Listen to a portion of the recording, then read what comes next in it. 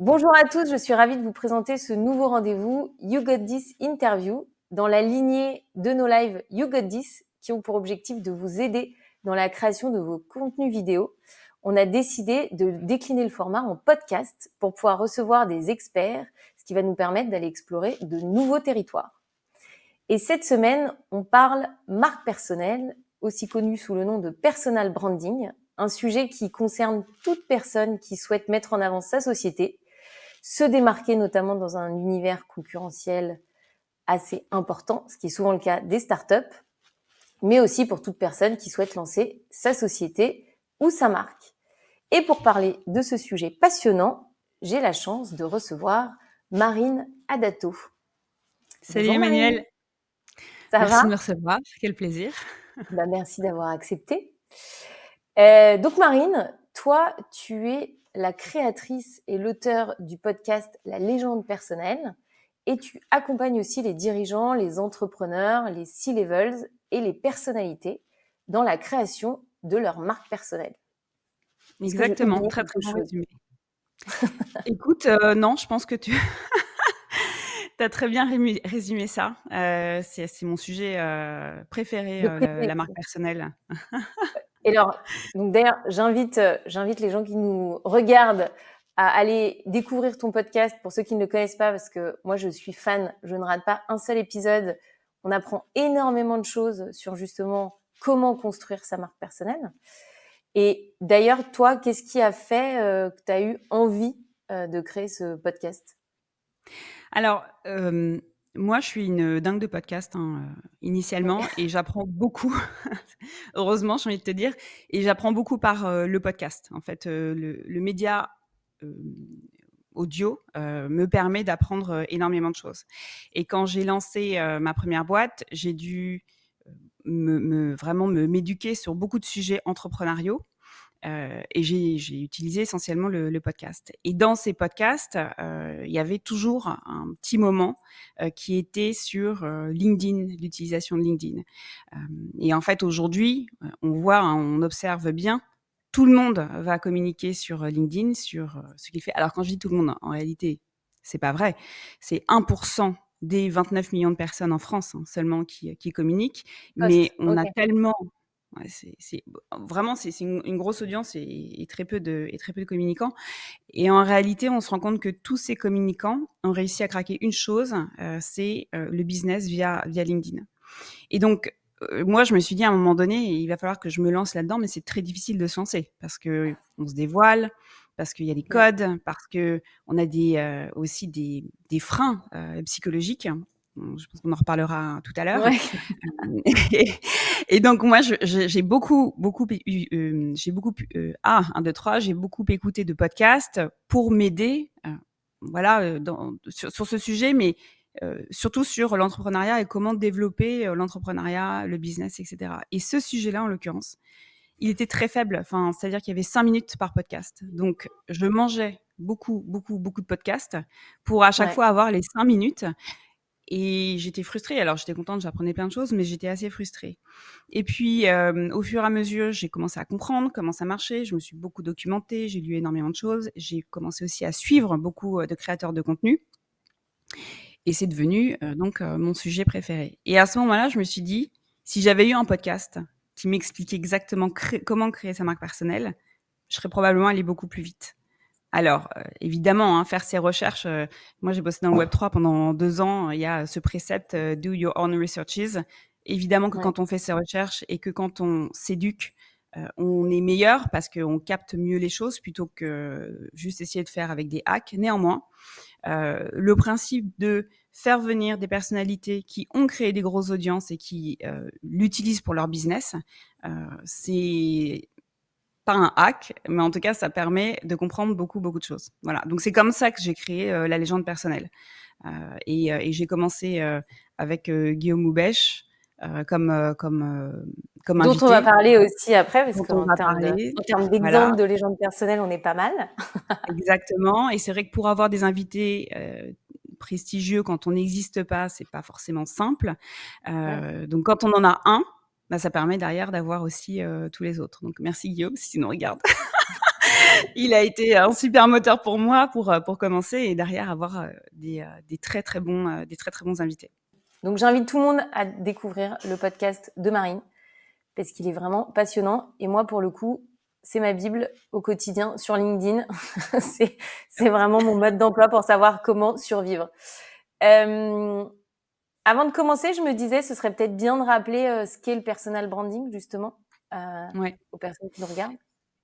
Alors, le personal branding, il tient en un mot, c'est l'incarnation. Incarner ses valeurs, incarner ses connaissances, incarner sa vision aussi, et le mettre au service de son business. Parce qu'aujourd'hui, et tu l'as dit hein, en intro, on est dans un monde évidemment avec une ultra concurrence, encore plus depuis l'avènement des réseaux sociaux. Et pour sortir du lot, que ce soit en termes de personnalité ou en termes de business, il faut avoir une incarnation forte. Il faut avoir une personnalité que l'on a envie d'exploiter et aussi de partager. Parce que le personal branding, c'est du partage, c'est pas descendant, c'est vraiment très horizontal. Donc aujourd'hui, un personal branding, ça va être se créer une communauté, pouvoir nourrir aussi cette communauté autour de contenus que l'on crée et de connaissances que l'on a, pour Ouais. derrière pouvoir nourrir son business, ou pourquoi pas aussi créer un business. Hein. Il y en a qui commencent par se créer une communauté autour de, Avant de leur de lancer personnalité. leur business, ils créent leur Avant de communauté. lancer leur business, exactement. Ils partent sur quelque chose qu'ils aiment. Et puis, à un moment donné, ils se disent, tiens, j'aimerais bien lancer un business. Et c'est là où c'est totalement magique. C'est que quand on a déjà une communauté et qu'on veut lancer un business, on peut le co-construire avec sa communauté. Et donc, leur poser les questions sur leurs attentes, les produits, le nom, etc., etc. Donc, dès lors qu'on est dans de la co-construction avec sa communauté, on va beaucoup plus vite parce qu'on sait exactement quelles sont leurs attentes.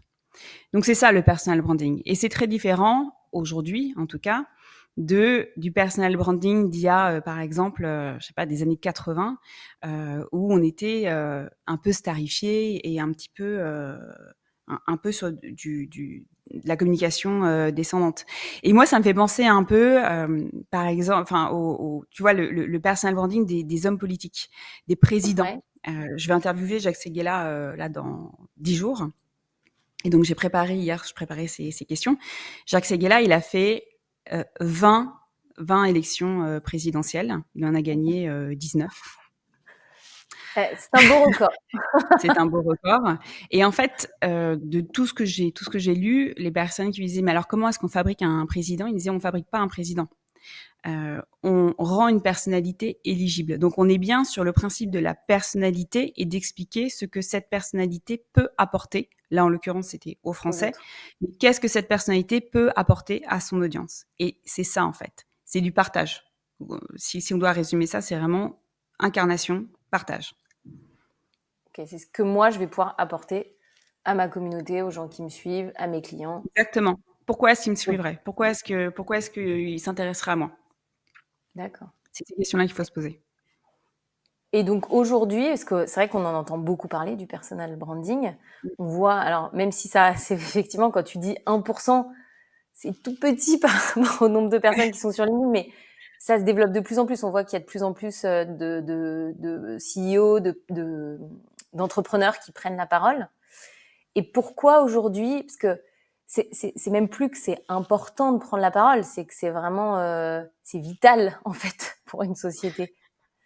Ouais, c'est vital sur justement pour plusieurs raisons. Pour une entreprise, une grande entreprise aujourd'hui, et ça a été encore plus exacerbé avec la crise du Covid. Il y a eu la grande démission, il y a eu le grand questionnement des collaborateurs. Donc aujourd'hui, une entreprise, elle a besoin d'aller chercher des talents. On ne séduit Ouais. plus du tout un talent aujourd'hui comme on le séduisait il y a 20 ans. On ne fait pas venir un talent juste sur un nom de boîte ou parce qu'il y a un bon PE. On fait venir un talent parce qu'il y a une mission, parce qu'il y a une incarnation, parce que ce talent saura qu'il pourra évoluer dans cette entreprise, dans un projet, et avoir une mission en fait, au-delà de potentiellement être bien payé, pouvoir faire du télétravail, etc. Mais donc il y a un côté vraiment partage de valeur qui est important. Ça, c'est pour les entreprises. Quand on veut monter un business, on est aujourd'hui dans un milieu hyper concurrentiel, encore plus avec l'avènement des nouvelles technologies, avec l'IA, etc. Comment est-ce qu'on sort du lot? Comment est-ce qu'à business équivalent, parce que voilà, il y a beaucoup de business qui sont équivalents, on va aller plutôt dans telle agence ou dans telle agence? Pourquoi on va utiliser tel SaaS plutôt que l'autre? De manière très simple, hein, parce qu'il sera bien incarné. Parce que le dirigeant ou la dirigeante de cette entreprise aura expliqué pourquoi elle le fait, comment elle le fait. Il y en a beaucoup qui font du built-in public aussi, et ça fonctionne assez bien. Mais en tout cas, le sujet, c'est donner un maximum de valeur. Moi, je crée, par exemple, hein, je crée un SaaS sur de la vente pour Ouais. aider les commerciaux à vendre. Exemple, hein, Anne Bluto qui a créé le SaaS Switcho. Eh bien, elle va donner un maximum d'informations sur comment vendre, comment garder un lien, comment vivre au tempo de son client, comment savoir quel est le bon moment pour relancer ou pour proposer des partenariats, etc. Et à partir du moment où on apprend des choses, où on monte en compétences, on Mmh. ira forcément vers la personne qui nous a permis de monter en compétences. De On monter en choisira compétence. toujours sa solution. Voilà. Donc ça, c'est vraiment extrêmement important. Et la dernière chose, c'est que quand on crée un business et qu'on le documente, ça nous permet à nous de cristalliser ce qu'on a fait et de se dire tiens là je me suis trompée, là j'ai bien fait et de ne pas réitérer les erreurs, donc d'avoir vraiment une vue dans le rétroviseur d'une part. Tu prends de la hauteur, tu prends de la hauteur, en fait, par Exactement, de rapport. prendre de la hauteur parce qu'on a quand même tous le nez dans le guidon en permanence. Là, tu Ouais. es obligé de prendre de la hauteur.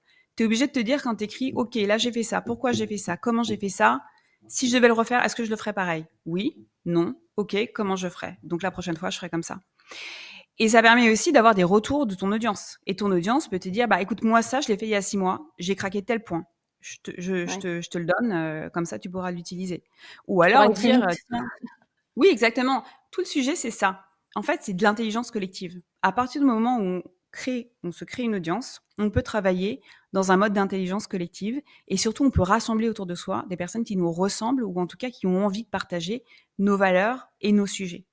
Et donc, nécessairement, quand tu es dirigeant d'entreprise, quand Ouais. tu portes un projet, plus tu es accompagné, plus tu vas vite. Et tu sais, il y a cette phrase qui dit pour aller vite, tout seul on va plus vite, ensemble on va plus loin. On va plus loin. Et c'est Ouais, vraiment ça. le C'est concept. créer une sorte de collectif autour de toi que tu vas nourrir, mais eux aussi en échange ils vont te nourrir. Parce qu'il faut pas croire, ce que je disais tout à l'heure, c'est pas descendant, c'est très horizontal. C'est tout ce qu'on donne, bah on en reçoit aussi beaucoup de choses. Et ça on s'en rend pas compte tout de suite. On se dit d'abord c'est moi mon investissement temps, c'est mon partage et puis il y a des gens aussi, tu vois, qui vont dire ah là là attends moi j'ai craqué ça, j'ai pas envie de le partager. Mais si partage en fait, partage parce Ouais. que si tu partages, ça va encore plus éprouver, peut-être que tu auras un point de blocage derrière, mais ça va encore plus éprouver ton point de vue ou ce que tu as réussi à faire, et tu auras des retours derrière de ceux qui l'auront fait. Donc c'est vraiment ça. C'est aujourd'hui, le personal branding, c'est va encore plus loin que juste le personal branding des années 80-90 quand ça a été Oui, vraiment c'était plus où tu étais lancé. plus, starifié, en fait. Enfin, c'était Exactement, exactement. Là, c'est communautaire. Après, en fait, je pense hein, qu'aujourd'hui, le personal branding starifié, ça ne fonctionne plus. oui, N'importe qui demain peut se créer une marque personnelle. Il suffit juste d'avoir un clavier ou d'avoir une caméra, un iPhone hein, oui, tu as pour même pas s'ouvrir un besoin compte. tu même pas besoin d'être suréquipé. On a besoin de rien. On a besoin de Ouais. rien, juste de savoir écrire. On sait tous écrire, hein, on envoie tous des SMS, etc. Heu, bon, je pense on y reviendra tout à l'heure, mais Mais c'est oui, la chose la plus difficile, c'est de dépasser ces barrières psychologiques. Une fois que tu as fait ça, c'est possible. tu y arrives. Et Ouais. d'ailleurs, avant de passer aux barrières, psychologiques, parce que c'est vrai qu'elles sont très importantes, Oh bah, justement, je lisais, c'est marrant parce que c'est vrai que tu te dis: «Oui, je vais pas forcément donner cette info parce que, je fais payer les gens pour, mon mmh, savoir-faire». Et je lisais, il y a eu une étude, de Brain Fog en 2018 qui disait que les gens étaient prêts à payer 14 fois plus un service ou ouais, un bien qui était, fait par ce qu'ils considéraient être un expert. Plus tu montres que tu sais ce que tu fais, plus en mmh, fait tu ajoutes de la valeur à ton oui, business et plus les gens ils sont prêts à payer cher. Il faut déconstruire un peu la pensée qui est de se dire: «Non mais si je donne mon savoir-faire, bah je vais me déposséder». En fait, tu ne te dépossèdes pas, au contraire, tu t'ajoutes de la valeur. Oui, oui, tu t'enrichis toujours. En fait, ton savoir-faire, c'est ton savoir-faire. C'est-à-dire que toi, tu l'as appris. Tu as fait, tu vois ce que je t'expliquais tout à l'heure. Moi, j'ai fait mes recherches, j'ai bossé le sujet parce qu'il n'y a pas d'école en soi de personal branding ou de marque personnelle. Tout ça, sont des itérations. Et ceux qui, par exemple, ils le partagent vraiment, mais sans aucune retenue, c'est Mmh. Skelésia. Skelésia, Benoît Dubos, il a une newsletter. Alors oui, la seule chose derrière, c'est donner un peu, c'est-à-dire que pour avoir tous ces contenus, à un moment donné, on en donne un petit peu gratuitement sur LinkedIn, mais après tu Oui. t'abonnes, tu mets juste ton mail, hein, et tu peux avoir beaucoup plus de choses. Donc voilà, il faut quand même trouver un équilibre, pas tout donner sans rien avoir en retour. Récupérer un email, c'est OK. Et se constituer aussi une base email, c'est vachement important parce qu'il faut pas être totalement dépendant des réseaux sociaux. Demain, on te crache ton compte, et ça arrive, hein, Ouais, ouais. tu perds tout. Alors que Il y a demain, on plus te rien. crache ton compte et tu as déjà récupéré tous les emails, tu recrées un nouveau compte, t'envoies un mail à tout le monde: «Salut, on m'a craché mon compte, voilà mon nouveau compte», clac, tout le monde est de retour sur ton nouveau compte et il y a pas de sujet. Donc ça, c'est un point qui est hyper important. Quand on se crée une marque personnelle et qu'on utilise les réseaux sociaux, parce qu'aujourd'hui, c'est indissociable, toujours penser récupération d'emails. Comment tu fais pour récupérer tes emails?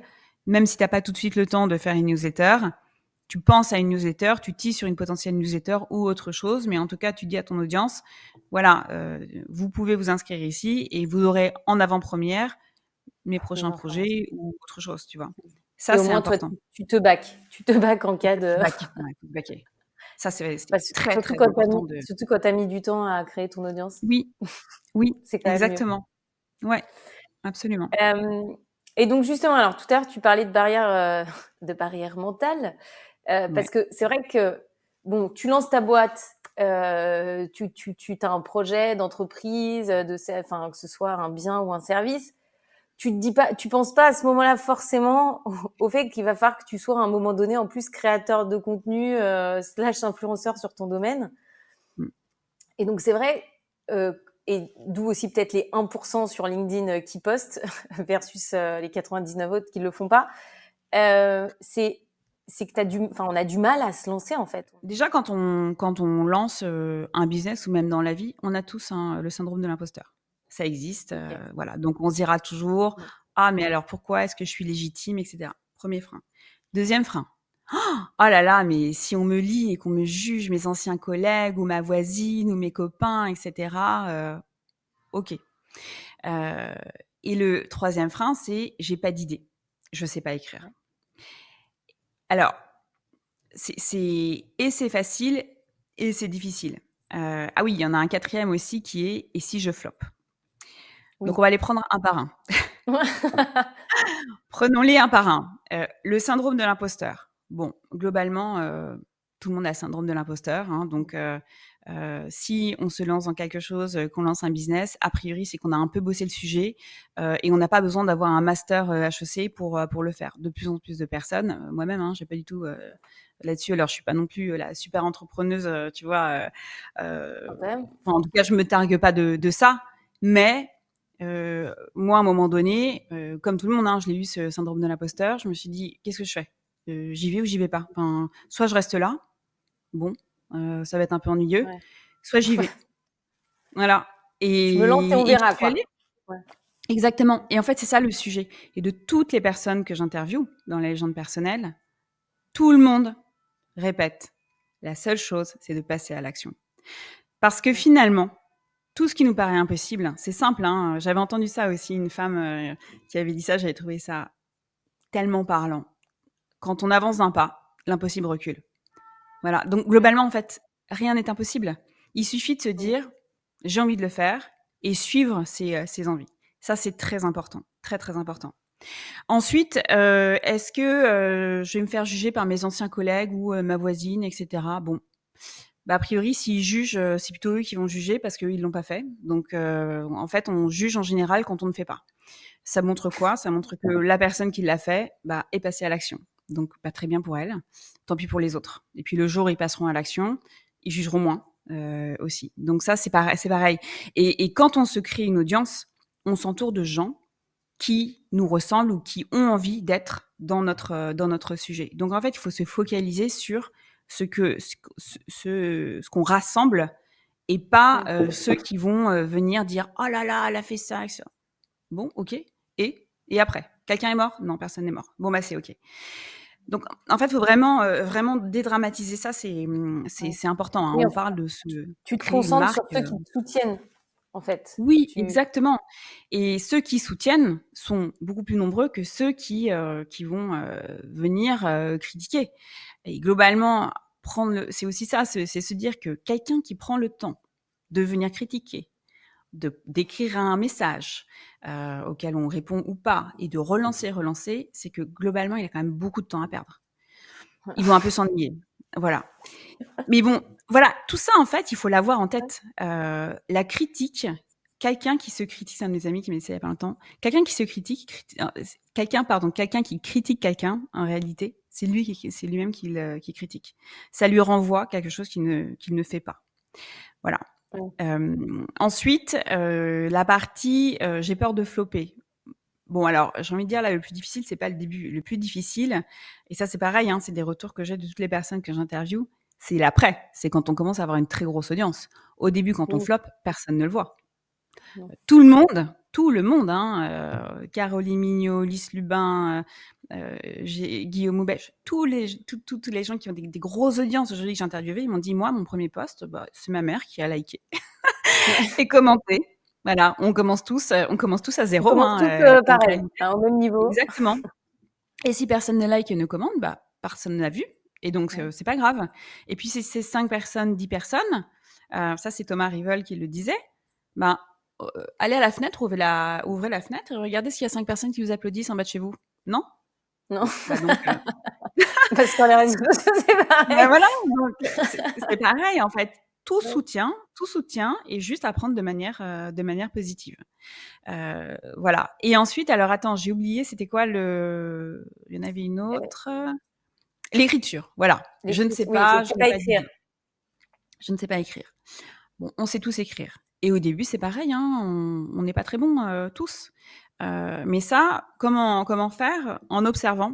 Il faut consommer du contenu. Donc, il faut suivre des personnes, s'inspirer des personnes qu'on aime bien, de leur style, de leurs accroches, de sujets aussi qui pourraient nous, nous parler, nous inspirer, nous ouais. anime. Voilà, nous animer. Et après, Dire si on est d'accord. Tu peux choisir ton format aussi. J'imagine que Oui. l'avantage que tu as sur les réseaux sociaux, et LinkedIn aujourd'hui, c'est que tu as de l'image, tu as de la vidéo, tu as de l'écrit. Donc, par exemple, Exactement. si tu peux varier aussi. Si tu es plus à l'aise à faire des visuels ou à faire des vidéos, tu peux aussi varier tes formats, t'exprimer de la façon. Absolument. Et en fait, il faut commencer avec le format avec lequel on est à l'aise. Et au fur et à mesure, on a envie d'aller vers d'autres choses. Oui. Un autre conseil que je trouve intéressant, c'est il ne faut pas se limiter à ce qu'on voit dans son secteur. En fait, il faut vraiment observer tout autour de nous, tout ce qui nous plaît. Je lis un livre qui n'a rien à voir avec ce que je fais. À un moment donné, il y a une phrase qui m'interpelle ou il y a un système qui m'interpelle, comment est-ce que je peux l'adapter? Je regarde une série et je trouve qu'il y a une prise de vue qui est intéressante, comment est-ce que je peux l'adapter moi si je veux faire des vidéos? Je vois dans la rue quelqu'un qui tout d'un coup se met à parler avec une autre personne qui a un propos intéressant, comment est-ce que je peux aussi m'en emparer? En fait, la créativité, elle est partout autour de nous, partout. Oui. La seule chose à faire, c'est observer et le garder quelque part, parce que évidemment que notre cerveau ne garde rien, hein, on n'a pas assez de place pour tout garder, donc le noter. Ouais, exactement. Mais le noter, tout noter. Moi, je note tout. J'ai des notes dans tous les sens. Et ensuite se dire à un moment donné, qu'est-ce que je peux en faire? Parfois, on pourra rien faire de certaines choses, et puis d'autres, on pourra faire des vraies pépites. L'actualité aussi. Toi, tu t'adores rebondir sur l'actualité. L'actualité, c'est une vraie source. Mais ce qui est intéressant après, c'est de le voir au prisme de son business. Comment est-ce que je m'en empare? Est-ce que je suis d'accord, pas d'accord, etc. Donc, je ne sais pas écrire. C'est pas vrai, on sait tous écrire. On a tous appris en CP à écrire, voire parfois avant. Voilà, là aujourd'hui, c'est le bac philo. Voilà, on est tous passés par là à un moment donné. Enfin, on a tous une production écrite, quelle que soit la classe. Donc, Et la surtout, en seule plus, chose moi, à faire, ouais, je trouve que ce qu'on voit maintenant, c'est quand, en fait, il y a différents styles d'écriture. Les gens, dans leur tête, ils ont un peu, je suis pas journaliste, tu vois, ou j'ai pas une belle plume. Et en fait, justement, ce que tu vois, c'est que ça se démocratise. Enfin, les gens écrivent. Enfin, t'as beaucoup d'entrepreneurs qui écrivent comme ils parlent, oui, euh, et ça choque c'est ça qui plaît, personne. hein. C'est ça Bah qui et plaît ouais, d'ailleurs. en fait, c'est beaucoup plus direct comme façon de Très s'exprimer. authentique. Mm. Donc, on n'a pas besoin d'avoir une plume. En fait, Non. c'est juste ce que tu penses, tu le couches sur du papier. Enfin, sur du papier, sur Ouais, les c'est réseaux ça. sociaux. En fait, ce que l'on doit avoir, ce qui est important, selon moi, c'est l'idée. Et quand je dis l'idée, c'est pas une idée créative, c'est une idée à défendre. Et justement, tu vois, c'est Jacques Séguéla aussi qui disait ça, c'est que à la fin, ce qui met les gens d'accord, c'est l'idée. De quoi on discute? On discute d'idées. Pour faire évoluer la société, on discute d'idées. On veut pas discuter de gens, on veut pas discuter de conversations. Il y a des idées, on peut avoir des idées, on peut partager des idées, on peut piquer des idées, on peut trouver des idées. Et comment est-ce que cette idée devient le centre de ma conversation? C'est ça le sujet, en fait.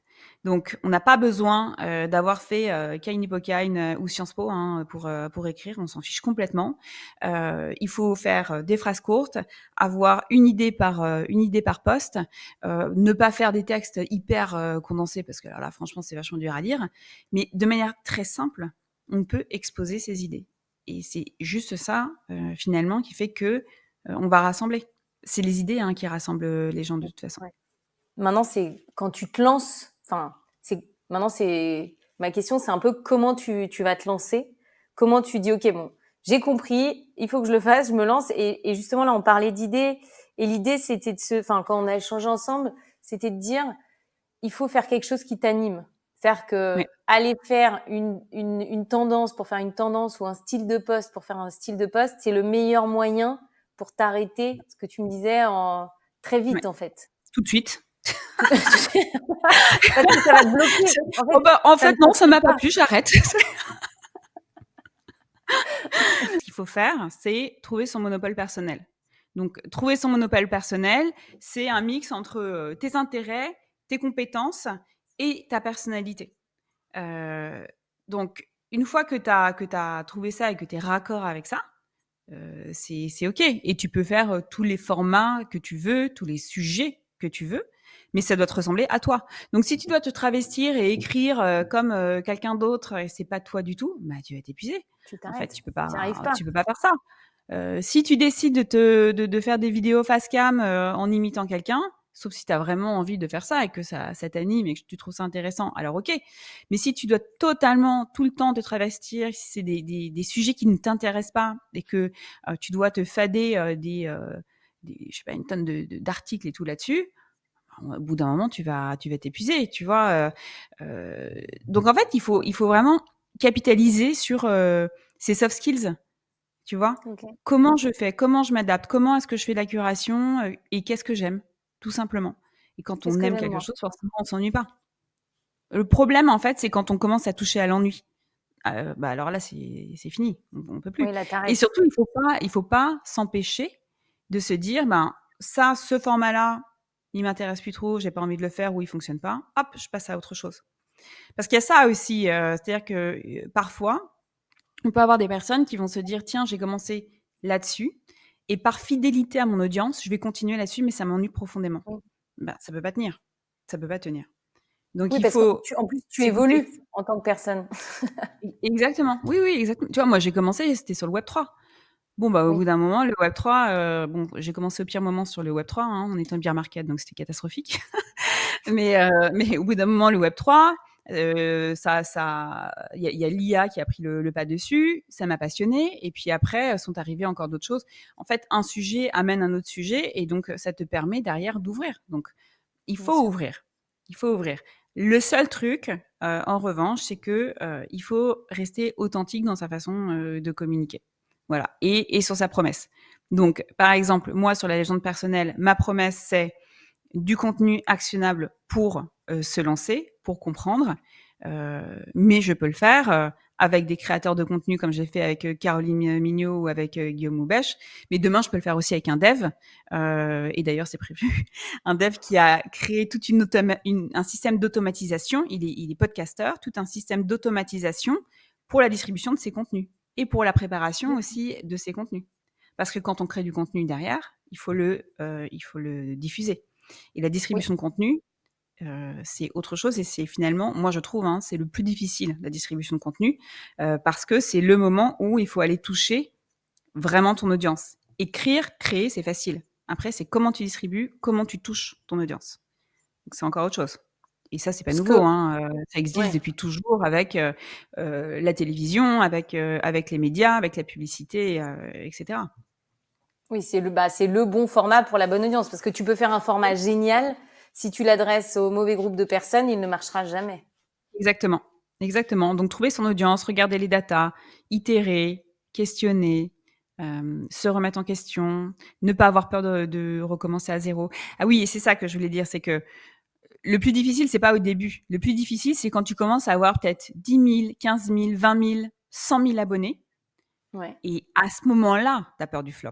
Parce qu'à ce moment-là, tu te dis, si Ouais. je fais un post qui est pourri, Tout le monde va alors le que voir. je vends un accompagnement LinkedIn, par exemple, bah, je vais vraiment passer pour une tâche. Ouais. Tu vois? Et finalement, la difficulté, elle est pas au début. La difficulté, elle est quand tu penses que tu es arrivé et que tu dois maintenir tes audiences. Mais c'est exactement la même chose si on compare avec la télévision. La Ouais. télévision qui est en décroissance, depuis des années, et ils sont tout le temps en train d'aller chercher des nouveaux formats pour maintenir leur audience. Donc après, le jeu, c'est ça. C'est comment est-ce que tu continues à aller chercher des nouveaux formats pour ne pas avoir de fatigue de ton audience, continuer à les étonner, être audacieux, s'amuser aussi et maintenir ses scores. C'est très en fait, vraiment, enfin moi je viens de la télé, hein, donc ça fonctionne. Ça fonctionne Ça marche. comme la télé, c'est de l'audience, c'est de l'audience. Donc il faut écouter son audience, s'amuser évidemment, mais écouter son audience Et et évoluer c'est vrai avec que elle. évoluer avec et l'avantage des réseaux sociaux, c'est qu'on a un retour direct, donc on peut aussi faire de la co-création. Et justement, bon, c'est bien, tu fais les transitions toute seule. Parce que j'allais parler, justement, j'allais te dire, et si on rentre dans le détail des formats, Le dé euh, Ouais. Sur, justement, sur tout?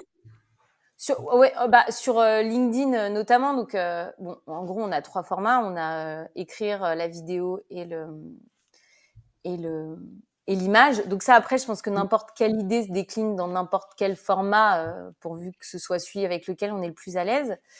Ouais. Et, et justement, en fait, je voyais qu'il y avait un peu des typologies de formats qui sortaient. Donc, je suis allée un peu fouiller sur ton LinkedIn, tu ne m'en voudras pas. Tu as fait une enquête. J'ai mené l'enquête.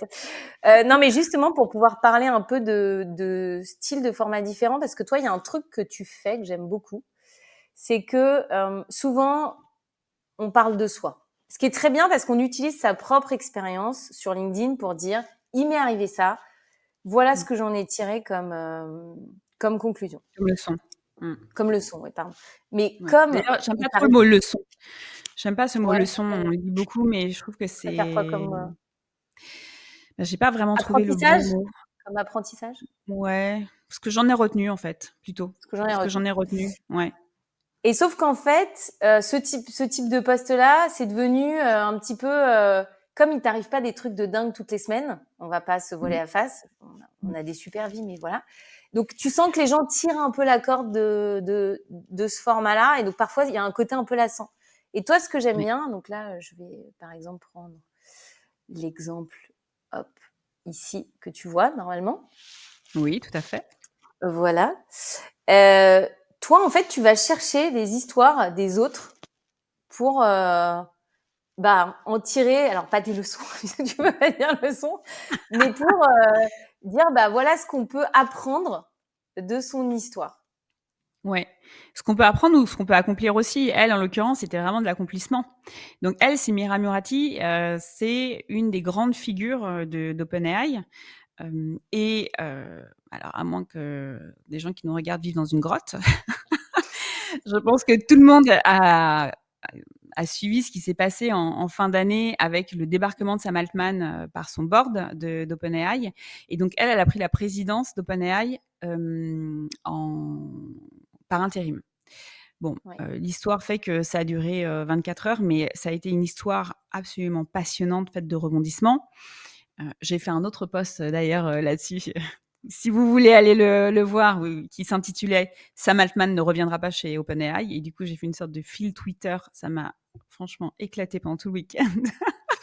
Ils m'ont pris pour une folle autour de moi, mais je trouvais que c'était tellement fascinant cette histoire.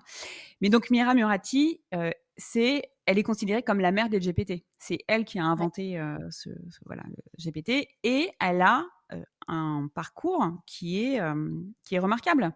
Elle est arrivée à 16 ans au Canada, elle a fait des super écoles, dans un contexte où les femmes sont sont totalement sous-représentées dans les STEM. Elle a fait ses études justement là-dedans, ingénieure, etc. Et puis elle est audacieuse, elle a créé une voiture hybride de course. Enfin voilà, c'est vraiment, et je le nomme d'ailleurs, je trouve que pour moi c'est une badass en fait, Oui. Mira Murati, et c'est ça que je voulais montrer, que bah oui, une femme, elle peut être à la tête du plus gros groupe d'intelligence artificielle au monde. Oui, elle a eu un parcours extraordinaire, mais bon, parce qu'elle s'est aussi donné les moyens de le faire. Et je trouve que ça donne aussi de l'espoir aux personnes qui le lisent. Donc moi, quand j'écris des posts comme ça, c'est soit en me mettant dans un mood de ils l'ont fait. Bah, s'ils l'ont fait, a priori, nous aussi, on peut le faire. Et tu vois, c'est ce que je te disais tout à l'heure, hein, tu avances d'un pas la possible recul. Elle vivait en Albanie, hein, qui aurait pu penser qu'elle serait à la tête du premier groupe d'IA au monde? Je sais pas, enfin, peut-être qu'a priori, personne Elle n'aurait n'avait pas misé forcément là-dessus. toutes les cartes au début de son côté. Exactement. Exactement. Et ça va être aussi, par exemple, comment Elon Musk, j'en avais fait un aussi sur Elon Musk, et d'ailleurs, c'était pas sur lui, c'était son ex-femme qui avait fait un TEDx pour expliquer comment est-ce qu'il avait réussi à créer son empire. Et donc, il y a plein de sources aussi qui sont intéressantes comme ça, et les TEDx notamment sont une source extrêmement intéressante de décryptage. Comment les gens font, comment les gens avancent, pourquoi ils avancent, quelles sont leurs, tu vois, comment dire, comment ça s'appelle, leur motivation. Mm. Et ça, la motivation aussi dans la création d'une marque personnelle, c'est important parce que franchement, encore une fois, on a des biais aujourd'hui qui nous empêchent de passer à l'action. Se dire tiens, je vais écrire un post et puis bon, bah potentiellement, j'aurai pas beaucoup d'audience, ou potentiellement on va me dire ouais non, je suis pas d'accord, etc., etc. C'est un frein. Ouais. Donc s'inspirer de personnes comme ça, et c'est ça que j'aime bien en fait quand je parle de ces gens-là, c'est de dire regarde ce qu'ils ont fait. Bah, c'est un humain en fait, hein, donc potentiellement toi aussi tu peux le faire. Voilà. La seule chose qui t'empêche de le faire, c'est toi. Et c'est ça que Ouais, j'aime bien raconter quand je fais ça. Il y en avait un bah, autre aussi sur ouais. Alan Petre. Alan Petre, qui est, celui-là, ça c'est mon plus gros post. J'ai fait des milliers de likes là-dessus. Et j'avais vu pareil sur Bouscapé. Donc Bouscapé, c'est une sorte de combini. Hein. Il avait été interviewé, et donc c'est un jeune homme de peut-être 23-24 ans qui est ingénieur et qui est parti bosser à la NASA, ingénieur. Ah oui, Euh, attends, je l'ai. ouais, et en fait, voilà, c'est lui. Voilà. Euh, et donc, pourquoi est-ce qu'il est passé sur Combini, sur Bouscapé, etc. Ben, parce que c'est un Français qui part à la NASA, et tout le monde avait dit, il vient du 93, il part à la NASA, regardez, c'est super. Et ce poste, il a créé une scission. Il y a des gens qui ont dit ah mais Ah c'est bon? génial, bravo à lui, ça donne de l'espoir, et d'autres qui ont dit franchement il y en a marre, c'est hyper clivant, toujours quand on vient du 93, on est toujours mis en avant en mode parce qu'on vient du 93, tu vois, on devient des espèces de porte-drapeau Oui. j'ai réussi, etc. Et le but, c'était pas ça. Le but, c'était de dire, et c'est ce que je répondais aux personnes d'ailleurs qui me disaient ça, le but, c'était de dire, mais enfin, s'il était venu de l'Ain ou de l'Aube, j'aurais fait la même, en fait. Oui, un Ou de Français, Marseille. globalement, un Français à la NASA, on est content, Bah quoi. voilà, exactement, un Français à la NASA. Bon, bah, on a Thomas Pesquet qui va dans l'espace, on est super fiers. Mais en fait, il n'y a pas que des astronautes, il y en a aussi d'autres. est-ce que tu peux être très personnel ou est-ce qu'il faut quand même que tu aies conscience que tu es une marque, tu vois? Est-ce qu'il y a un Ben, moi, je pense que la limite, c'est celle qu'on se fixe. Il y a des personnes qui jouent beaucoup, sur leur passé douloureux, le fait que, on les a mis à la rue quand ils étaient jeunes et qu'aujourd'hui, ils font ça, ils font ça, ils font ça. Bon, ouais, c'est leur histoire et ils la partagent et s'ils sont OK avec ça, très bien. Moi, j'ai pas envie de raconter ma vie perso, tu vois? Mais parce que ma vie perso reste ma vie perso, j'ai pas envie de parler de mes enfants, j'ai pas envie de mais je le fais pas non plus sur les autres réseaux sociaux, tu vois? Je mets pas oui, oui, de photos personnelles, sur les réseaux sociaux. Mon sujet là, c'est comment est-ce que je rassemble sur, un sur un sujet que j'aime en fait, qui est, un sujet pro, mais qui dépasse quand même un peu le pro parce que tu rencontres des gens, tu mmh, échanges avec des gens et donc potentiellement, parfois ça devient aussi des amis, tu vois? Tu élargis ton cercle, amical.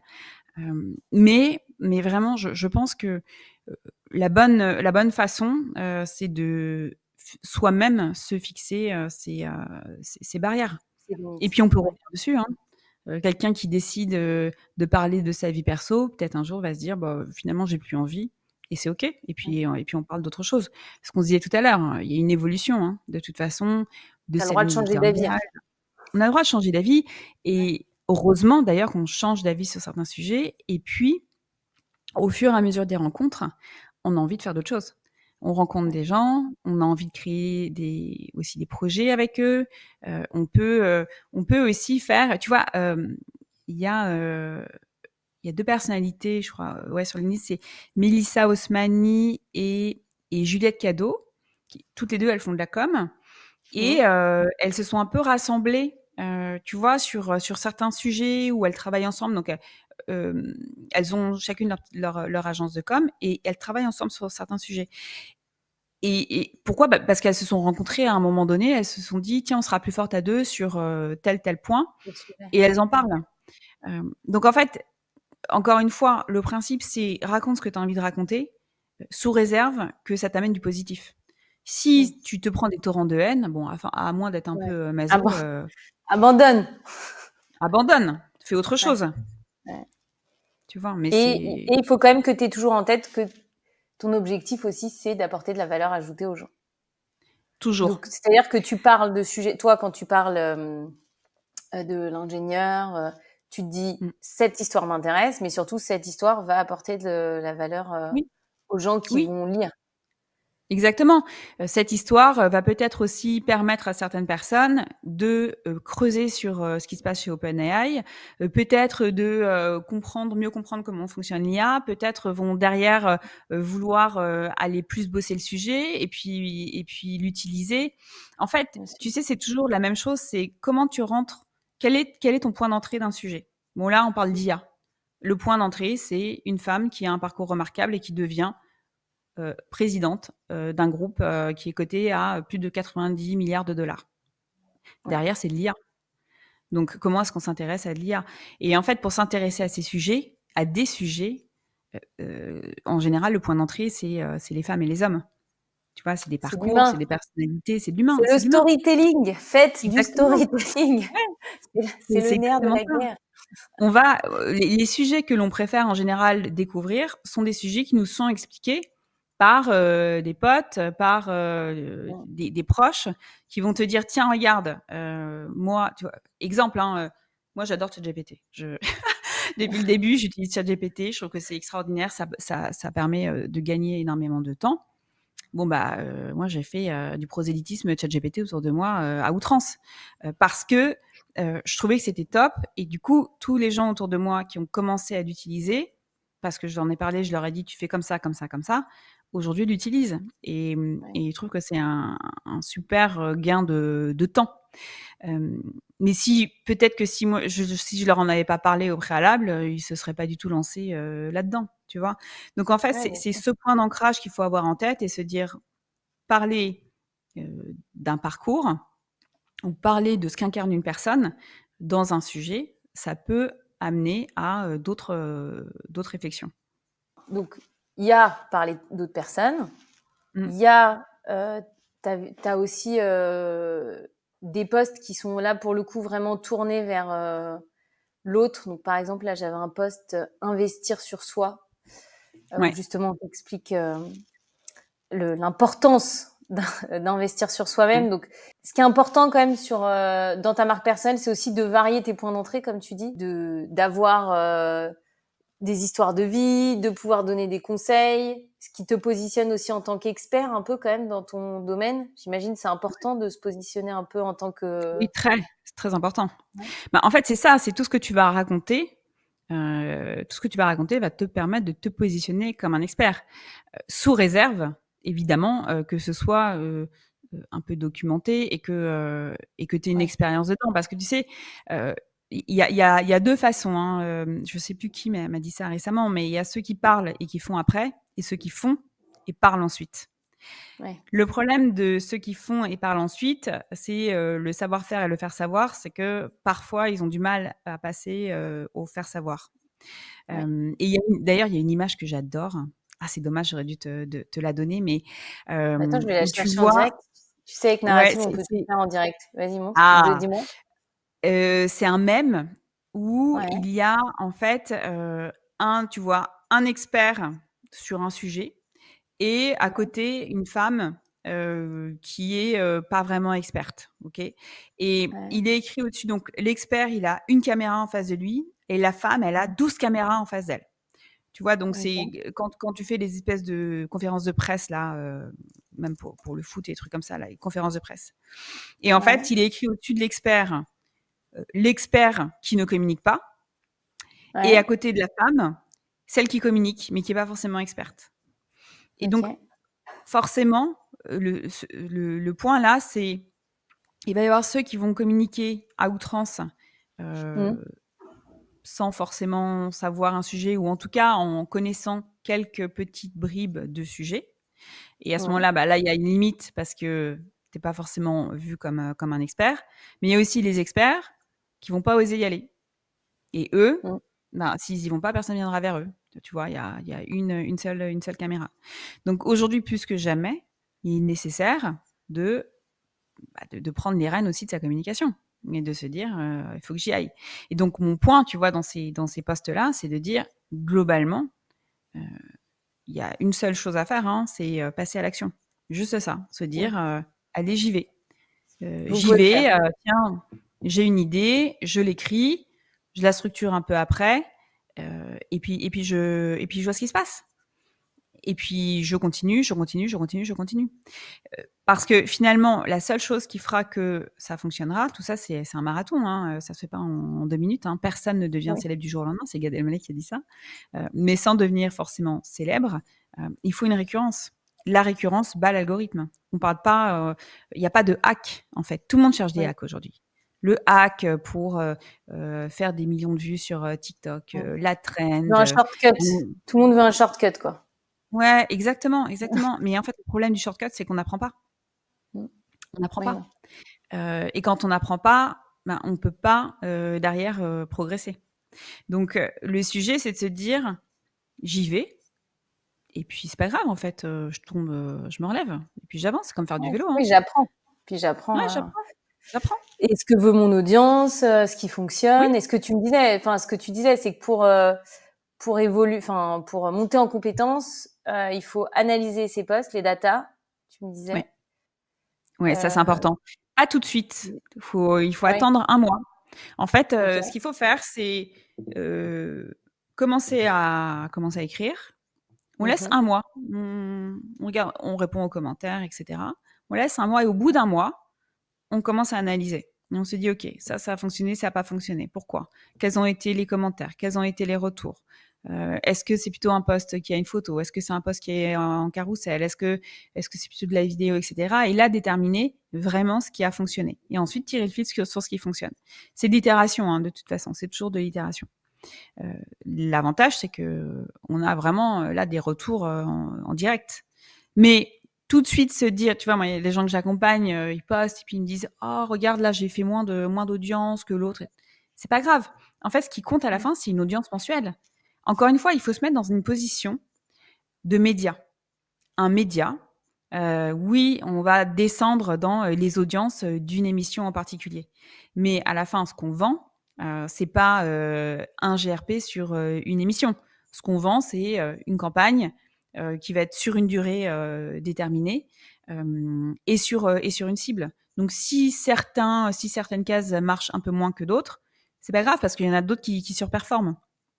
Mais en ayant plusieurs cases, alors on va pouvoir servir des cibles différentes ou des audiences différentes.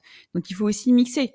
Parce que sinon, on va saouler les gens à toujours faire la même chose, la même accroche, Ouais, la bien même sûr. histoire, nanana. Tu vois, en fait, Ouais, c'est des ouais. choses. On n'a pas réinventé la roue hein, avec Non, non. la marque personnelle, LinkedIn, etc. Tout ça, ça existe depuis très longtemps. C'est de l'adaptation, en fait. C'est de la réutilisation. Donc, Et comment d'ailleurs, est-ce que... Ouais. pardon. Non, parce que tu Ah, disais que d'ailleurs, c'était même conseillé de copier sur ouais. LinkedIn. Alors, il y en a beaucoup, hein, et il y en a beaucoup qui copient. Alors, il faut pas copier mot pour mot, évidemment, parce que là, quand Non. même, c'est pour la personne qui a créé, c'est quand même pas terrible. En revanche, on peut prendre un poste Ouais. et prendre le contre-pied si on n'est pas d'accord, ou alors tirer le fil si on est d'accord. Tu m'as dit, S'inspirer, d'ailleurs, c'est bien. ce poste-là, tu avais été copié, non? Sur ce poste? On m'a copié, ouais, on m'a copié. Ouais. Ça, c'était mon premier post qui avait vraiment cartonné et alors j'avais été super rapide parce que, c'était pendant la nuit du vendredi au samedi, il avait été annoncé qu'elle passait, présidente, Et enfin Marine ne CEO dort pas. Voilà. d'OpenAI et le lendemain matin, 9 heures, je vois ça, je me dis: «Non mais c'est pas possible» et donc je me suis lancée, dans ma petite enquête, toute la matinée et je crois que je l'ai posté l'après-midi. Il s'est pas passé OK. grand-chose l'après-midi et le lendemain matin, je me suis levée, j'avais 800 likes, dessus. Je me suis dit: «Ouh là!» et c'était devenu un peu l'article du dimanche matin. Ça avait été beaucoup repartagé. Des gens qui disaient: «Oui, joyeux dimanche, regardez ce qui se passe, nanana, c'est super». Bon et en fait, le lendemain matin, le lundi, bah, Sam Altman était de retour, chez OpenAI et voilà et puis donc elle était plus du tout présidente par intérim et donc il y avait une personne avec qui j'échangeais pas mal, et qui d'ailleurs, soutenait, beaucoup mes posts qui me dit: «Ah, il est top ton post Marine, c'est génial. Bon, moi, j'attends un peu de voir ce qui va se passer, chez OpenAI, savoir si ça me revient ou pas, mais je vais pouvoir m'en inspirer là pour faire le mien demain, c'est super, merci». Mais ça, c'est plutôt flatteur, non? C'est pas que Mais tu te c'est dis vachement pas, flatteur.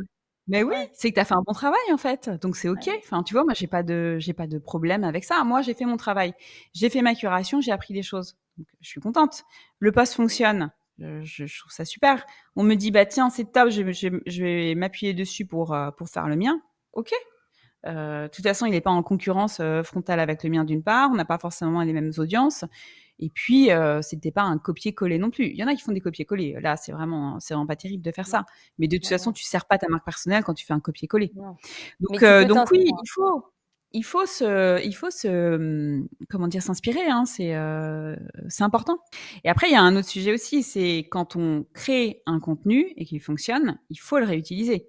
Et alors, il y en a un qui réutilise, mais alors sans aucun complexe, c'est Alex Hormozy. Alex Hormozy, c'est un super multi-entrepreneur. Bon, il a monté plein de boîtes, il raconte, comme il a planté plein de boîtes aussi. Et là, je crois qu'il ouais, il a monté une sorte d'accélérateur de start-up et donc il est sur de la documentation de tout ce qu'il a pu faire. Ça peut être des posts qui vont être très courts, mais ça peut être des posts aussi qui vont être plus longs. Et lui, quand il a un post qui cartonne, il le reposte 3 fois, 4 fois, et ça recartonne à chaque fois. Et c'est OK pour une raison très simple, c'est que les algorithmes ne distribuent vos posts que à 10% de votre audience. Donc, si on fait un post qui marche super bien, c'est pas parce qu'il a été distribué essentiellement à notre audience, c'est parce que les 10% de notre audience auquel ça a été servi ont bien réagi et que du coup, ça a élargi le post, ça l'a poussé au deuxième cercle et troisième cercle. Ça ne veut pas du tout dire que ça a été poussé à 100% de notre audience. Donc, reposter, c'est OK aussi. Donc, quand on est content de quelque chose qu'on a fait, on peut changer quand même quelques mots et on reposte. Et voilà. Ouais. Mais on peut aussi en faire une vidéo et on peut en faire un carrousel, on peut faire un contenu, ça peut être réutilisé 5 fois sur différents réseaux sociaux. Donc il faut en fait, c'est du travail, Il faut pas que ça devienne un contenu hyper périssable. Trop de Mmh. gens vraiment travaillent avec acharnement pour créer des contenus, et une fois qu'il est posté, il est cramé au bout de 24 heures. C'est dommage. Ouais. Oui, ce qui est dur, parce qu'en plus, il suffit que tu l'aies pas posté au bon moment, et donc il a pas pris.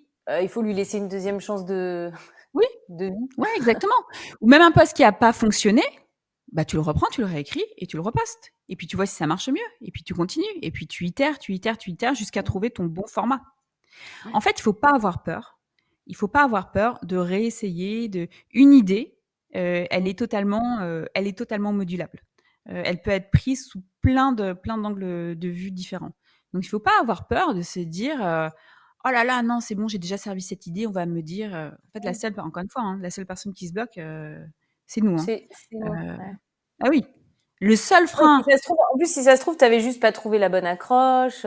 Donc ça vaut le Oui, coup de tester quelque et oui, chose d'autre. exactement, exactement. Faut Et il y a oser, oser, oser. un dernier point que je remarque chez toi et que je vois pas beaucoup d'ailleurs sur LinkedIn.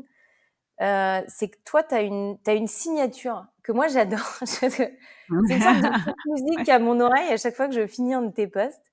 Donc c'est Peace, Love and Wagme.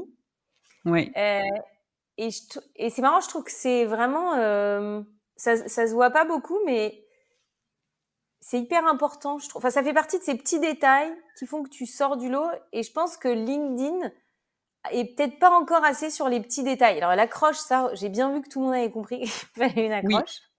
Ouais. Mais le travail du petit détail n'est pas encore assez, enfin, selon moi, Mmh. développé. Et toi, tu le fais vachement. Alors oui, bah, tu vois, on parlait de s'inspirer, juste avant. Moi, ça, je l'ai piqué à Guillaume Houbèche, par exemple, et je le dis, C'est merci vrai? Guillaume encore. Ouais. Guillaume, sa signature, c'est Peace, Love and Profit. Parce que OK. Guillaume, ce qu'il fait, c'est que, sur LinkedIn, il documente tout ce qu'il a fait Ouais. en tant qu'entrepreneur pour Mmh. aider tous les créateurs de SaaS à, justement, pouvoir, avancer et avoir des clés, pour faire du business. Ouais. Et puis il a aussi une newsletter, enfin il crée énormément de contenu, Guillaume Houbèche. Et quand j'étais tombée effectivement sur ce Peace, Love and Profit, je me suis dit: «Mais c'est génial, j'adore». Et donc moi, j'avais WAGME, WAGME ça veut dire We are all gonna make it. Donc tu vois, il y a Ouais, aussi un j'adore. côté, Ouais. on avance, on passe à l'action et c'est possible. Et effectivement, c'est quelque chose que j'ai gardé. Alors on n'a pas le même, je crois qu'on n'a pas le même, le même, emoji. Ouais. J'ai trouvé que c'était une excellente idée. Il y a certaines personnes qui vont signer leur post, ou certaines personnes qui vont avoir un petit emoji, ou d'autres qui vont en bas de leur post dire si tu me découvres pour la première fois, je suis un tel et voilà mon job, etc. Mais oui, c'est intéressant en fait parce que effectivement, on donne encore un peu plus de soi quand on fait ça, et donc ça crée une connexion encore plus. Et puis c'est sympa en fait, c'est vrai qu'on a un petit gimmick, c'est chouette. Ouais, Donc je suis c'est comme contente si, que en ça fait, te c'est marrant, plaise. c'est comme si tu lisais un petit jingle. Oui, oui, oui, oui. Ouais, mais tu sais, ça me fait penser aussi, ça c'est pareil, tu vois, quand tu regardes les séries, là, les Gossip Girl et compagnie, tu toujours un petit truc comme ça, Ouais. que tu soit une accroche, soit une fin. Elle, c'était le XOXO par exemple, Ouais. XOXO Gossip Girl, bon, Plus pardon pour ceux qui récemment, aiment pas ça, avec mais Bridgerton, nous avons Dear Reader voilà, pour les fans de. exactement, exactement. Et voilà. Et ça Ouais. aussi, c'est des choses intéressantes, tu vois, appliquées dans les séries. Mm. Quand tu as une intégration épistolaire dans une série, de blog ou de magazine, et que c'est récurrent, c'est vachement Mm. intéressant à appliquer. Parce que du coup, c'est déjà dans la tête de l'audience. Et donc, tu te dis que tu peux aussi recréer ça en le mettant à ta sauce, quoi, tu vois. Donc, encore une fois, l'inspiration, elle vient de tout. Il faut juste être Ouais, alerte. de Et partout. quand on a capté ça, en fait, on n'est jamais en panne d'inspiration. Et ça, on aime. Et ça, on aime. Euh, et justement, on parlait. Alors, attends, j'ai une dernière question avant de parler inspiration, justement. Parce que moi, tu me connais, mon dada, c'est la vidéo. Ouais. Donc, forcément, il me fallait une petite question sur la place de la vidéo sur LinkedIn et au niveau de la marque personnelle. Est-ce qu'il y a des formats spécifiques, des choses que tu recommandes? Toi, je sais que par exemple ton podcast, j'ai un exemple là, ton podcast, il y a Mmh. une version, enfin, on peut l'écouter, mais il y a une version filmée Une version que vidéo, ouais, qui te permet absolument. justement. L'avantage, c'est que ça te permet d'aller le rediffuser sur d'autres réseaux sociaux, parce que c'est aussi important d'être C'est hyper important. présent. Un podcast, ça vit sous perf, hein. Donc, un podcast, il faut absolument avoir, de la vidéo derrière, des relais sur les réseaux sociaux. Et puis, il y a aussi des personnes qui vont préférer consommer, les contenus en vidéo plutôt que de les consommer en podcast, hein. Le podcast, c'est un format, aussi, qui ne plaît pas à tout le monde. Ouais, D'autres vont préférer, la vidéo. Et pour répondre à ta question, le format vidéo, c'est extrêmement important. Très important parce que, c'est un format qui crée de l'émotion et que créer de l'émotion, ça permet de, créer un lien avec son audience et tu vois, là, on est, en face, enfin, on est de près, on se voit, enfin, je veux dire, on n'est pas cachés. oui, On nous voit tel qu'on est. On est, et ça, pour l'audience, c'est important parce que ça leur permet de se dire: «OK, j'aime bien telle chose, j'aime bien sa façon de s'exprimer. Ah tiens, j'aime pas trop ses cheveux. Ah mais ça» et en fait, tout ça fait que ça crée, ouais, une sorte de connexion émotionnelle, avec l'audience et surtout en vidéo, on est capable de dire en 30 secondes beaucoup plus de choses qu'à l'écrit. oui. Aujourd'hui, encore une fois, hein, sur LinkedIn, tu scrolles, tu arrives sur: «Ah, ça a l'air intéressant». Tu as une accroche, ça a l'air intéressant, tu fais voir plus et là, tu as un pavé, tu as les yeux qui saignent. C'est quand même super pénible. Alors que si, tu es en vidéo non mais c'est vrai, arrêtez de faire des J'aime pavés sur beaucoup LinkedIn, toi aussi, n'importe quoi. les yeux qui saignent. Non mais alors que, tu peux le faire en vidéo en 30 secondes et garder l'essence de ton propos, tu auras Mmh, beaucoup plus d'impact. Et oui, puis aussi, la vidéo, alors avec narratif, c'est beaucoup plus accessible, mais on se fait tous un monde de faire une vidéo, je t'en prie. oui. On se fait tout un monde de faire une vidéo. Tout un monde. On se C'est dit, vrai. «Attends, j'ai pas la lumière, je sais pas, il faut que j'apprenne un texte» et cetera et cetera. Mais tu vois, juste un format de discussion qu'on est en train de faire, évidemment, il y a de la préparation, mais on n'est pas, obligé, non plus, de se dire, «Je fais une émission de télé pour faire une vidéo». On peut faire des choses vraiment très simples. On peut préparer un texte, on peut avoir une sorte de petit prompteur ou on peut, juste, apprendre une phrase, la dire, passer à une autre phrase, et cetera et puis faire du montage derrière. Mais la vidéo, elle est importante aussi parce que sur LinkedIn notamment, ils sont en train de tiktokiser la plateforme. Donc ça veut dire que demain, Ouais, ceux qui auront des vidéos, bah, vont être boostés par l'algorithme, hein, parce que ça va faire comme un nouveau réseau social, en fait et donc l'algorithme, il donne une prime au premier arrivé. Ça, c'est la première chose. La deuxième chose, c'est que sur les autres plateformes aussi, tu as pas besoin d'avoir, 100 000 abonnés pour faire 3 millions de vues. Tu peux avoir un oui, abonné et faire 3 millions de vues. L'algorithme, il va pousser des vidéos de qualité. Donc si tu as une bonne vidéo, que tu as compris, tu vois, enfin déjà que tu as un sujet, intéressant, que tu as, la bonne accroche, et que tu arrives à tenir, à avoir un storytelling qui va tenir jusqu'à la fin, ton audience, tu peux faire, des milliers, des centaines ou des millions de vues. C'est totalement possible. Et maintenant que la vidéo est devenue aussi plus accessible, le point différenciant, c'est le live. On s'en parlait, en off, tout à l'heure. Le live, ça va faire la différence parce que tu vois, j'ai déjà eu des personnes, qui me racontaient que, ils regardaient des gens, des vidéos de personnes et ils les trouvaient super impactants, super smart et tout et puis ils se retrouvaient à des tables rondes avec eux. Ils disaient: «Mais c'est pas la même personne. Attends, mais Il y a eu beaucoup de mais montage. Il y a eu beaucoup de ouais, montage c'est sur ça. les vidéos que je Ouais, regardais. mais cette personne est quand même, beaucoup moins assertive que dans ses vidéos, c'est Ouais, pas la même et le live, c'est un exercice. Le live, tu es obligé, de savoir, tu vois, réagir, tu es obligé de bien connaître ton sujet, donc tu triche pas. faut bosser avant un live. Donc ça encore, c'est un frein à l'entrée. Et donc, moi, mon conseil, c'est d'aller vers tous les formats qui ont un frein à l'entrée. Parce que, un, nous, ça nous fait ressortir. Et deux, ça nous permet aussi bah, d'être meilleurs que les autres dans un contexte où de plus en plus de tech permettent d'accéder. D'accéder, ouais. Je t'en parle mon français. Les techs permettent d'accéder de plus en plus à des contenus qui avant nous paraissaient totalement inatteignables. Aujourd'hui, on peut faire une émission de télé avec narrative. Tu vois, on est en Ouais. train de faire une émission de télé. Tu vois? Donc, Ouais, c'est en vrai. fait, c'est Tu peux derrière, tout faire. Ouais. comment est-ce que tu arrives toujours à passer dans le 1% des gens? Mmh. Voilà. Et c'est pas, en soi, c'est, c'est encore juste une barrière mentale qui va te dire, «Bah non, tu peux pas le faire». Faut trouver son bon, tu vois? Soit si on veut pas le faire seul, trouver son bon binôme, soit trouver son bon format, Oui. mais Bah, en par tout cas, exemple, toujours se l'interview, challenger. pour les gens qui ont du mal à être seuls face à une caméra, l'interview, par exemple, c'est un format qui te permet de faire du Oui, contenu à forte valeur ajoutée et en même temps, tu n'es pas seul à parler à ta caméra, qui peut être un exactement. exercice Ah, compliqué. surtout, tu fais Ou, bosser ton invité. je vois pas de quoi tu parles. Et comme ça, bah, je suis la première à faire bosser mes invités, donc c'est OK, tu vois? Et puis, c'est vrai que c'est plus marrant, d'être à 2 et d'interagir. Enfin, c'est vrai que globalement, on a envie de s'amuser quand même. J'ai envie Donc que ce ça, soit un c'est peu fun, quoi. bah oui, on préfère.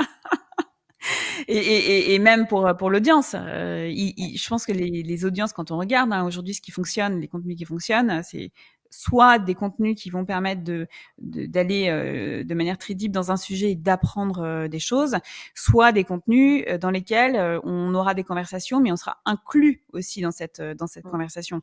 Et ça aussi, c'est un sujet super important, c'est qu'il faut pas exclure son audience de la conversation. Tu vois, Ouais. quand on est en train de faire un podcast par exemple ou une émission. Et donc toujours avoir en tête que on le fait. Par exemple, moi, mon podcast, je le fais pour donner des contenus actionnables, des conseils actionnables à mon audience. C'est-à-dire que l'audience, elle est jamais, tu vois, elle se sent jamais exclue parce que potentiellement il y aurait une private joke ou ce genre de choses. Il n'y a pas ça. C'est Ouais. il y a une promesse, on tient la promesse et voilà et on avance comme ça et on crée des contenus comme ça même si c'est sympa, même si, il y a des petits jeux de temps en temps, même si, tu vois, on peut rigoler et cetera, mais à la fin, on l'a fait pour l'audience et donc c'est ça aussi qu'il faut toujours garder en tête. C'est que faire des contenus, pour flatter son ego, bon, bah, c'est bien pour Mais soi. ça, puis ça dure pas Mais longtemps. Les gens ne sont pas dupes quand même. Donc, non, ils exactement. arrêtent vite Donc de te suivre dans ce cas-là. ouais, c'est ça. Donc en fait, c'est vraiment se dire: «Quelle est ma promesse? Pourquoi je le fais? Pour qui je le fais?» et tenir cette promesse. Ça, c'est vachement important dans tous les contenus qu'on fait. Parfait, on retiendra ça. Voilà. Avant de, avant de clôturer cette interview, je t'avais justement, parce que bah, l'idée de You Got This, c'est aussi d'aider les gens dans leur création de contenu et dans la stratégie. Et je t'ai demandé justement, comme on, on a beaucoup dit qu'il fallait s'inspirer, aller regarder ce qui se faisait, s'inspirer, je t'ai demandé de me donner ce qui, selon toi, étaient un peu les comptes à suivre, ce que tu as fait. Et donc l'idée, c'est bah, si tu as un petit mot à dire sur chacun, voilà, pour nous dire juste telle personne, ce que tu aimes le plus sur sa stratégie de communication personnelle. Voilà, que les gens OK. puissent aller après les suivre et les découvrir s'ils ne les connaissent pas. Allez. Alors Caroline Mignot, Caroline, elle a commencé sur LinkedIn, et puis maintenant elle est vraiment, très forte sur tous les autres réseaux, en vidéo. Elle a son podcast aussi, Marketing Square.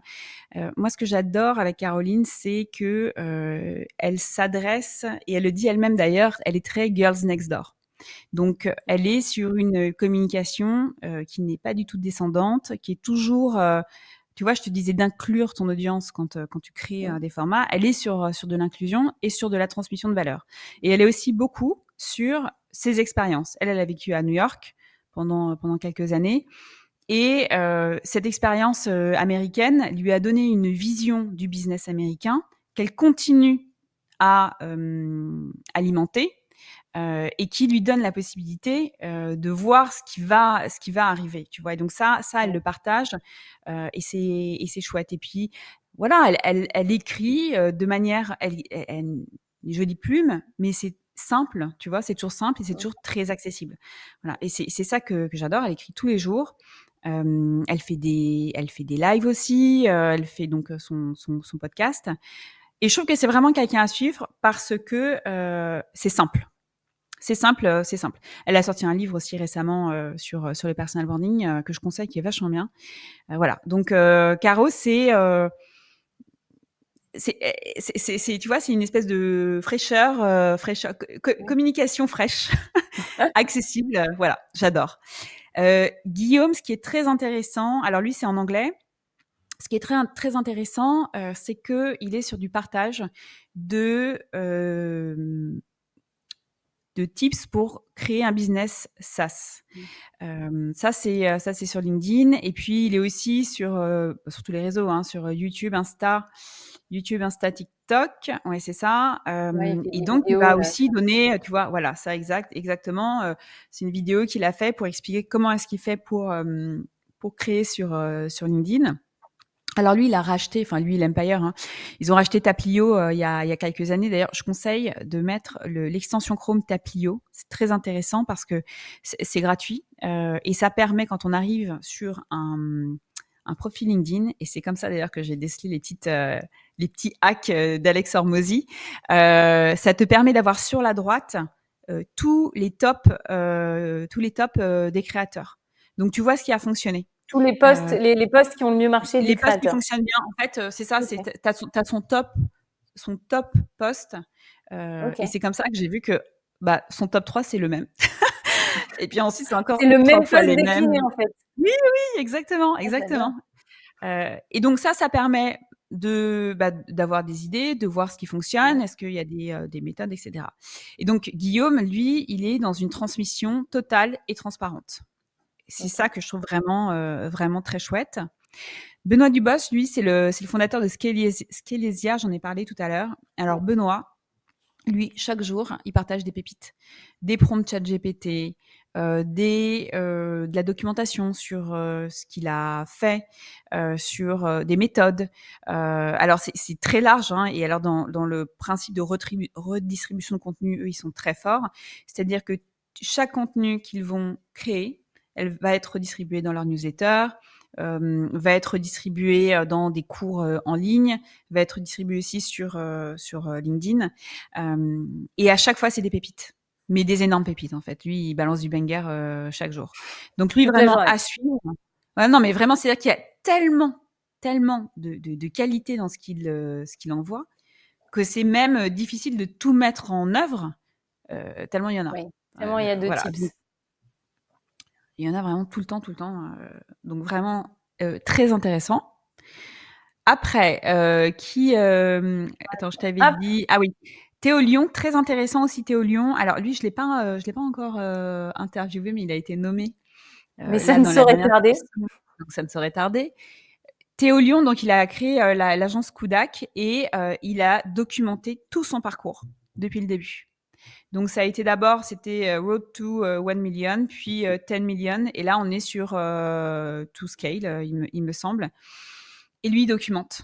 Il a un podcast aussi qui s'appelle Enlève tes chaussures, où il fait venir des entrepreneurs, des VC, etc., pour discuter justement de ce côté très business. Mais ce qui est intéressant avec lui, c'est qu'il est sur une documentation très transparente et il y va vraiment à fond, quoi. Oui, d'ailleurs, lui, Ulysse, ouais, il a fait évoluer justement.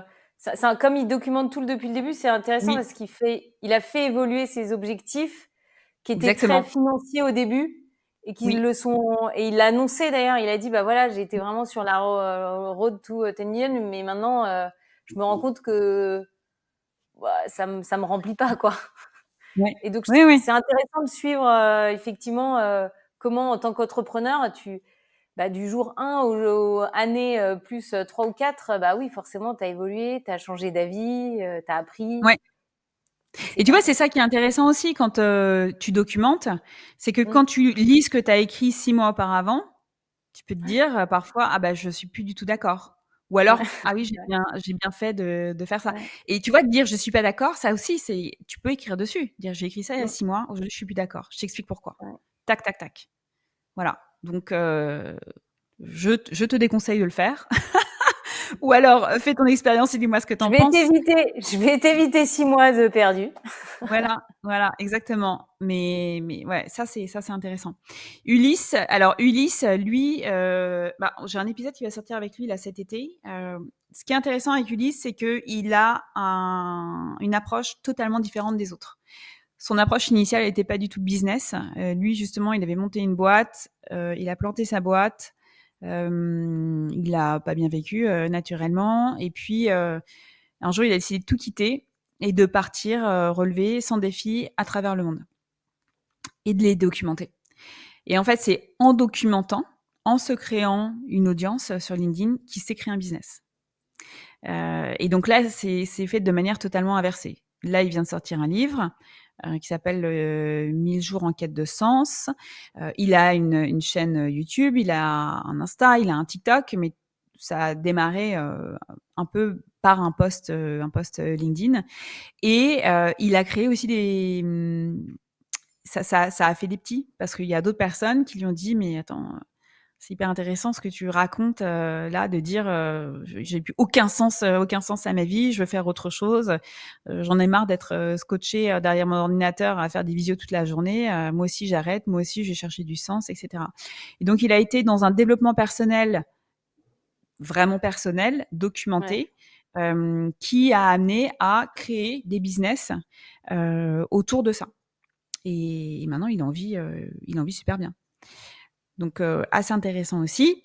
Solal Dahan, alors lui, c'est l'un des cofondateurs de Blue Lemon. Alors moi, ce que j'adore avec Solal, c'est que il a une façon de voir les choses et de partager qui est pour le coup vraiment très propre à sa personnalité. Lui, il dit ce qu'il pense, toujours de manière, j'aime pas ce mot, mais bon, de manière très bienveillante. Son sujet, c'est de dire, voilà ce que je pense de ça. Et vous?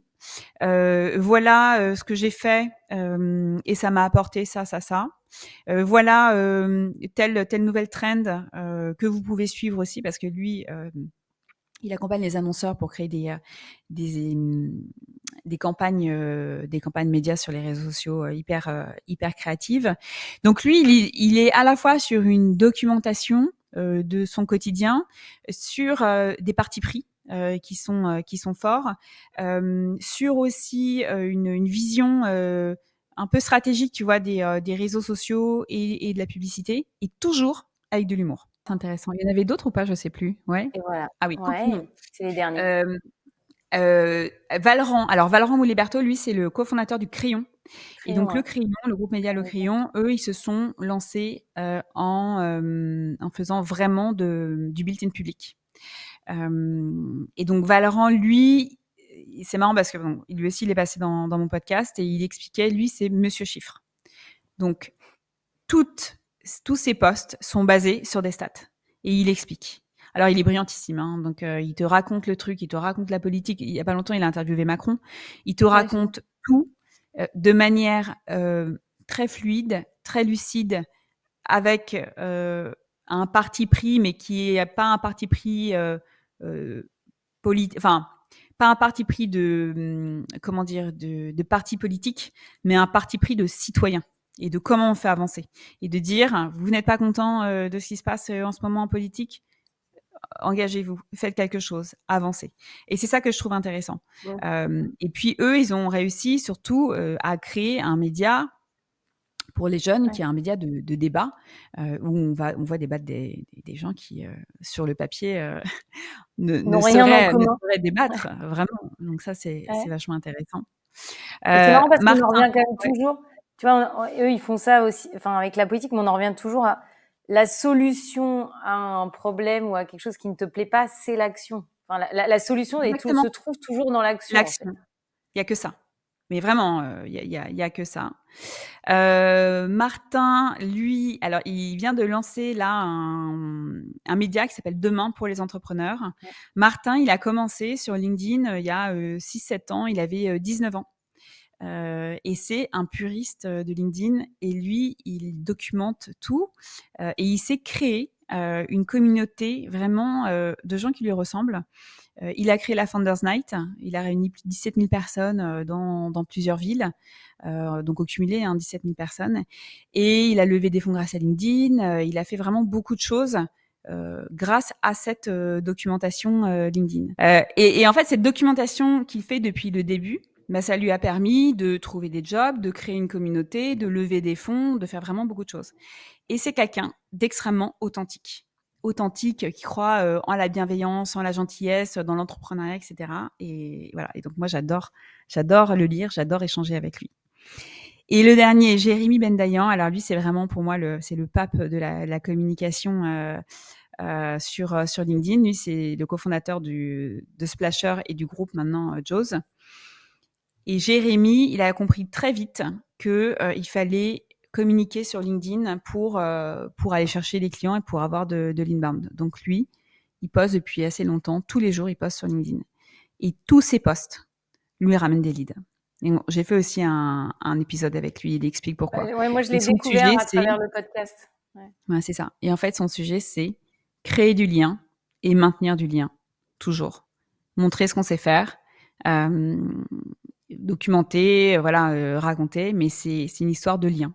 Et donc, en fait, une fois que tu as créé un lien avec quelqu'un, et que du coup, il faut le nourrir, ce lien, tu vois. Il faut toujours continuer. Enfin, c'est une discussion, enfin, c'est une conversation que tu as avec ton audience. Bien. Comprendre que cette conversation, elle te permet d'avancer, elle te permet de faire des rencontres, elle te permet de faire du business. Bah, c'est un game changer vraiment pour toi. Et tous ces gens-là sont des entrepreneurs, mais il y en a aussi qui sont des collaborateurs. Et être un collaborateur et avoir une marque personnelle forte, et tu vois, c'est le cas par exemple de Diane Benamou qui travaille chez Splasher. Oui. Elle est CMO, ou je crois que même elle est devenue CMO de Jaws.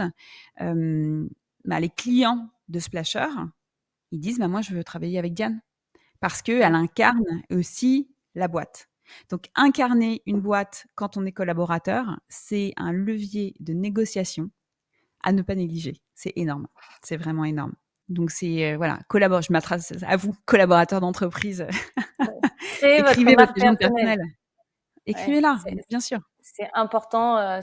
Oui, En fait, tout le monde doit créer sa marque personnelle aujourd'hui. tout le monde. Mais tout le monde Ouais. en a une, en réalité. C'est juste qu'il faut la partager. C'est que du partage. Et ben, ce sera le mot de la fin.